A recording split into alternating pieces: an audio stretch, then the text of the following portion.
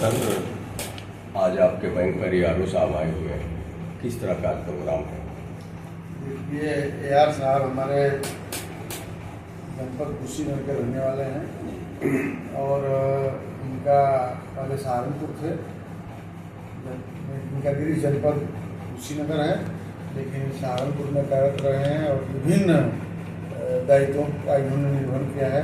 पहले आप SC college में प्रोफेसर थे और बाद में आप सहकारिता विभाग में AR के पद पर हैं और AR साहब के नेतृत्व में ही हमको लगता है कि लगभग सहकारिता का हर कार्यक्रम चलता है और इनके आने से हमको लगता है कि बलिया का जो पुरानी परंपरा है उसमें और चार चांद लगेगा, मुझे पूरा विश्वास है।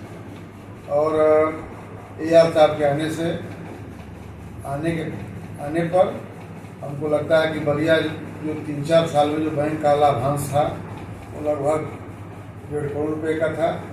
इनके आने के बाद हमको लगता है कि सीधे 3 करोड़ से ऊपर का ही होगा। जो बैंक 4-5 साल पहले 200 साल से घाटे में चलता था, वह AR साहब आए हैं।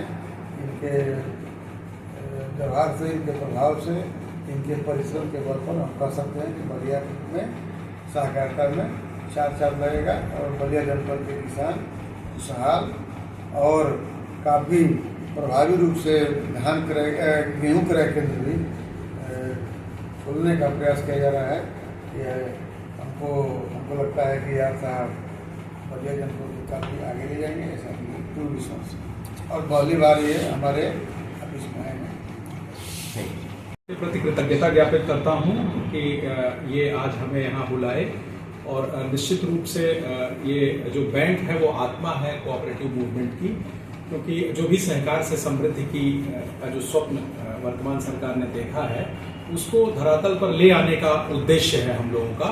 और हमने डिस्कशंस किए हैं। अभी मैं बिल्कुल नया हूँ, लेकिन मैं ये आश्वस्त करता हूँ कि ये जो बलिया जनपद है जो हमेशा से प्रजातांत्रिक मूल्यों का वाहक रहा है और जिसका एक इतिहास है, उस ऐतिहासिक भावभूमि को लेकर के ही हम लोग सहकारिता के लिए यहाँ जितना कर पाएंगे करेंगे।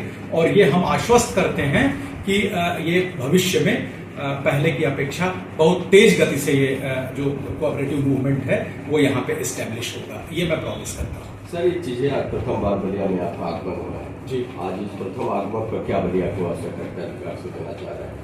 नहीं, मैंने बताया कि मैं वो जो सहकार से समृद्धि की संकल्पना है उसको मुकम्मल करने का मैं आश्वासन देता हूं और उस हेतु मैं सन्नद्ध रहूंगा।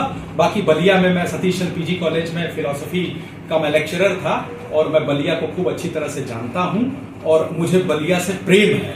और वो जो बलिया से प्रेम मुझे पढ़ाते वक्त मिला था उसको मैं सहकारिता विभाग का एक अधिकारी होने के नाते मैं चाहूंगा कि मैं रेसिप्रोकेट करूं।